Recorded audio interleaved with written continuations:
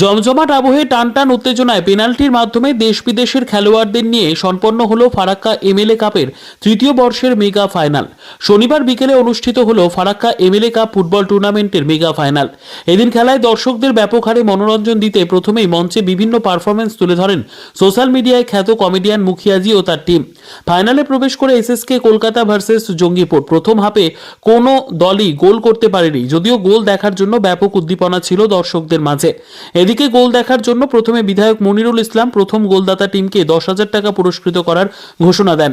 দ্বিতীয় ধাপেও খেলায় বেশ কিছু সময় পেরিয়ে গেলেও গোল না হয় আবারও পঞ্চায়েত সমিতির সদস্য, জেলা পরিষদের সহ বিভিন্ন ব্যক্তিদের বিভিন্ন পুরস্কার ঘোষণা করেন। সব মিলিয়ে প্রথমে যে টিম একটি গোল দিতে পারলে 75,000 টাকা পুরস্কার ঘোষণা করা হয়। যদিও দুই টিম হাড্ডাহাড্ডি লড়াই করায় কোনো রকম গোল না হয় অবশেষে ম্যাচ টাই হয়ে যায়। টাইব্রেকারের মাধ্যমে খেলা শুরু হতে আরও উৎসাহ লক্ষ্য করা যায় দর্শকদের মাঝে।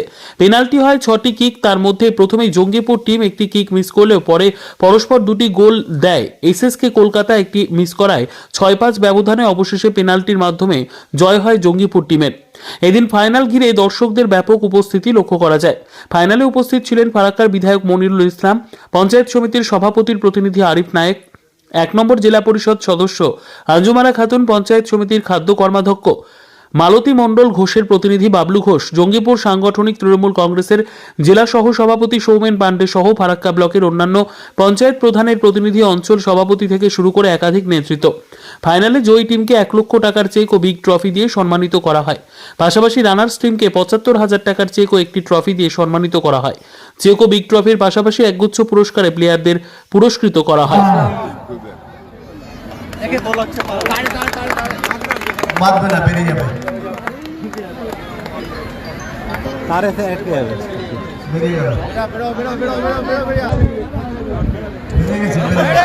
ফারাক্কার বিধায়ক মনিরুল ইসলাম মহাশয় প্লেয়ারদের সঙ্গে পরিচিতি করে নিচ্ছেন, দেখতে পাচ্ছেন আপনারা।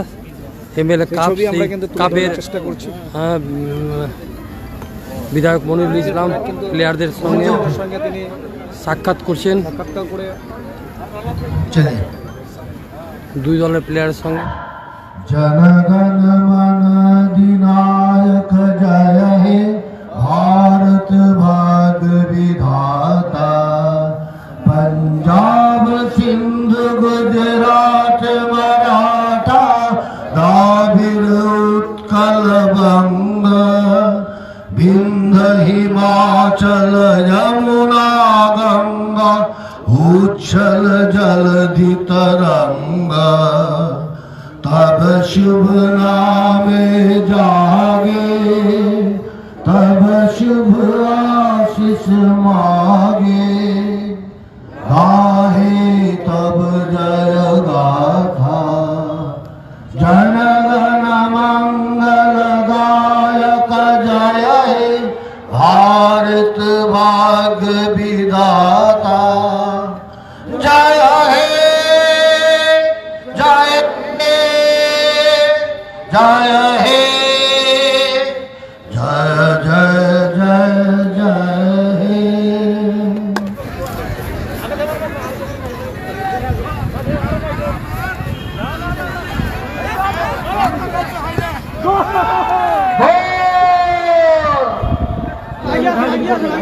রানাস তুমি উইনার জোর সে তালে। এইবার রানার্স টিমের টিম ম্যানেজার এবং ক্যাপ্টেনকে তাদের অর্জিত মহিলা সমিতির নেতৃবৃন্দ SKS EPF, SKS Kolkata EPF, SKS Kolkata EPF এ বুড়ি চেক দেওয়া আছে কই পে জঙ্গিপুর একাদশ ইপিএফ, জঙ্গিপুর একাদশ ইপিএফ, জঙ্গিপুর একাদশ EPF. Thanks to all. And our prize giving ceremony is being ended here with, and the money, the check is there, will never be withdrawn from any bank of the world. The check which will be withdrawn is with me. টুর্নামেন্টের খেলার শুভ সূচনা হয়েছে, আজকে তার final, চূড়ান্ত final খেলা। কি বলবেন আজকের এই ফাইনাল? প্রথমে আপনাদের ফারাক্কাবাসী হিসেবে এবং ফারাক্কার জনপ্রতিনিধি হিসেবে বলবো বড়দিনের সকলকে শুভেচ্ছা। অভিনন্দন। এবং কয়েকদিনের মধ্যেই আমাদের ইংরেজি বছরের নতুন বছর আসবে। সবারই জীবনে সুখ সমৃদ্ধি ভালোবাসা আমাদের ঐক্য যেন বয়ে আসে। আমরা বড়দিন থেকে শুরু করেছি 25শে ডিসেম্বর এমএলএ কাপ, সেটা ফারাক্কা নুরুল হাসান কলেজে। সেই খেলা দেখার জন্য আমাদের ফারাক্কার ক্রীড়া প্রেমী, ফুটবল প্রেমী হাজার হাজার দর্শক আপনারা দেখতেই পাচ্ছেন। আমাদের আশা অনুরূপ চাইতে বেশি লোক উপস্থিত হয়েছে। আমি চাইছি কি ফারাক্কাতে যে এখনকার জেনারেশন মোবাইলের মধ্যে ঢুকে থাকছে, মোবাইল থেকে বেরিয়ে খেলামুখী হোক, মাঠমুখী হোক। এরকম হাজার হাজার লক্ষ লক্ষ মানুষের হাসি ফুটাতে পেরেছি, আনন্দ দিতে পেরেছি, এর চাইতে আমার কাছে বড় প্রাপ্তি আর কিছু হয় না। তাই আমি বলবো, শরীরকে সুস্থ রাখার জন্য, মস্তিষ্ক সুস্থ রাখার জন্য, লেখাপড়া ভালো করার জন্য, সমাজকে সুস্থ রাখার জন্য, পরিবেশকে সুস্থ রাখার জন্য আমি আগামী প্রজন্ম এবং বর্তমান প্রজন্মর কাছে খেলাধুলা চালিয়ে যেতে বলবো, মাঠমুখী হতে বলবো। খেলা একটা এমনই জিনিস, শরীরচর্চা একটা এমনই জিনিস, এটা হচ্ছে মহা ওষুধ আর কি। জীবনে যদি মানে দীর্ঘমেয়াদী বাঁচতে হয়, সুস্থভাবে বাঁচতে হয়, তাহলে শরীর চর্চার মাধ্যমে মানুষকে বাঁচতে হবে। আজকে অনেক অসুখ বিসুখে আমরা ঘেরাও করে যাচ্ছি, চলে আসছে। মানুষের মানে আশা আকাঙ্ক্ষা হতাশার মধ্যে দিয়ে মানুষ যাচ্ছে। আমি মনে করি জীবনটাকে রিল্যাক্স করুন, উপভোগ করুন, আনন্দ করুন। এত টেনশন নেওয়ার কিছু নেই, কারণ আপনি কর্ম করবেন, ফল দেবে ওপরওয়ালা। তাই আমাদের একটু মনোরঞ্জন করার জন্য আমার মুখ্য সাহেব বলছেন, গত বছর এসেছিল আর কি, তাদেরকে মানুষকে একটু হাস্যকর টিকটক করে আর কি, ভালোই লাগে। আমিও মাঝে মধ্যে দেখি, কেউ দেখাই আর কি, তো ভালো লাগে। তো মানুষ সফলতা শুধু এটাতে নয়, অনেক কিছুতেই সফলতা আসে আর কি। যাই হোক, ইনিও মানুষকে একটু আনন্দ দেওয়ার কাজ করে, এনারা যারা টিম আছে আর কি। তো মানুষের হাসিটা কিন্তু এরকম আসে না, কতকগুলা মানুষ হাসার সময় পায় না। তো আমরা কতগুলা টিভি সিরিয়াল দেখি, খেলাধুলা দেখি।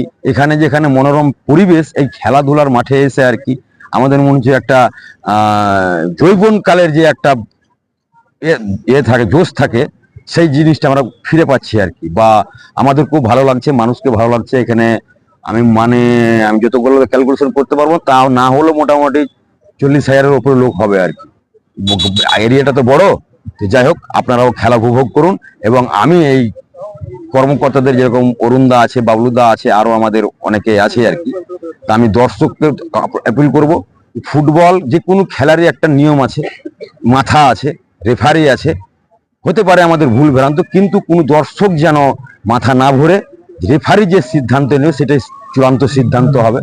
আমরা দর্শকের কাছে, আপনাদের কাছে আপিল করব, আপনারা খেলা দেখুন, উপভোগ করুন, আনন্দ করুন, এবং অপরকে খেলা দেখার, উপভোগ করার, আনন্দ করার সুযোগ করিয়ে দিবেন। শেষ চূড়ান্ত ফেসলা কিন্তু রেফারি নেবে, ম্যানেজমেন্ট নেবে। আগামী দিনগুলোতে কি আরো কিছু বড় পরিকল্পনা রয়েছে? হ্যাঁ, আমাদের এখানে এই ফুটবল নয়, খেলাধুলার একটা কোচিং চিন্তা ভাবনার মধ্যে আছে আর কি। আপনারা জানেন কি আমাদের এই নুরুল হাসান কলেজের যে স্টেডিয়ামটা আছে, অর্ধেকটা হয়ে আছে, অর্ধেকটা পড়ে আছে। সেখানে আমি মিনিস্টার সাহেবকে আমি চিঠি করেছি আর কি, পূর্ণাঙ্গভাবে স্টেডিয়ামটা হওয়ার জন্য।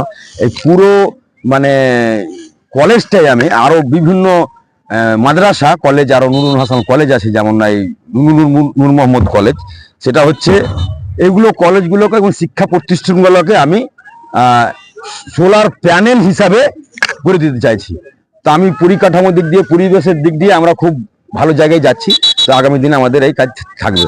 সকলকে বড়দিনের এবং অগ্রিম নতুন ইংরেজি বছরের শুভেচ্ছা, অভিনন্দন, ভালোবাসা। আমাদের মধ্যে ঐক্য, ভালোবাসা, সম্প্রীতি যেন বজায় রাখতে পারি, এই বার্তা দিলাম আপনার।